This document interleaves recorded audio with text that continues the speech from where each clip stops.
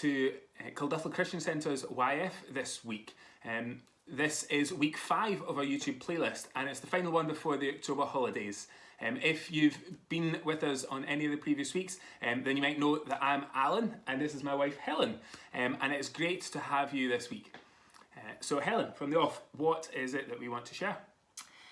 So as you just mentioned, this is our last meeting together, I guess, before the October holidays. So after this weekend, we'll be having a break for a few weeks, and we plan to be back with some more content for you guys the weekend of the 1st of November. At the moment, we plan to continue doing these YouTube videos and playlists for you, but please know that we are in discussions with those in leadership at the church about how and when we can start meeting together as a YF again, face to face, and how we can do that safely. So this week we're going to be sharing some thoughts on the book of James and sharing some other videos to help prompt our thoughts. On Sunday evening we've got our usual Zoom call at 7:45, and it would be really great to see as many of you there as possible, especially as this will be our last one for a few weeks. And you can find the link for that in the description of the playlist, or if you're in the WhatsApp group, we'll send the link there as usual as well. So last week we were looking at what it means to be Christ-like from Philippians, and this week we'll have the opportunity to think more about what that looks like. And as Helen was just saying, we will be looking at the book of James, and particularly on the themes of faith and actions. Now, there's a saying or a quote that actions speak louder than words. So I'll give you a wee minute to think about what that saying might mean. And can you think of any examples of when actions do speak louder than words?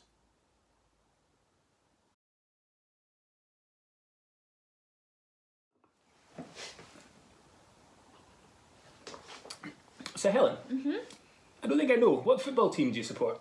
Oh, that's easy. My hometown team, Queen of the South. Queen of the South. Right, okay. And where are they? Who's that?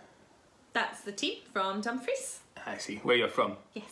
Okay, and how are they getting on in the league this year? I think there is somewhere in the middle, usually. Okay. It was a bit of a trick question because the league they're in actually hasn't started yet. Do you know what league that is?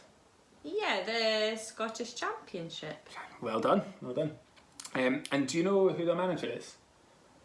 Nope. Okay. Do you have like a strip and stuff? Do you have like a top to show your support? No, but there's a photo of me when I was a child wearing my brother's hat. Hat, okay. And have you ever spent any money or bought anything from Queen of the South? No. My dad once bought me a t-shirt, but Okay. it was reduced because there was a mistake on it. Like it had the wrong year. Okay. Okay. Have you been to a game before? No, I've never actually been to any football game. Okay. Great. So you're a really big supporter then? Yeah, Queen of the South. Top follower? Yeah. Great. Okay, so that was maybe a silly example of a time when perhaps what I say doesn't necessarily match up with my actions. And maybe you can think of some better examples of times when what someone says doesn't match up with their actions. It's easy to say that we follow a certain team, but really it's how we spend our time and our money that's going to convince people if we're a real follower.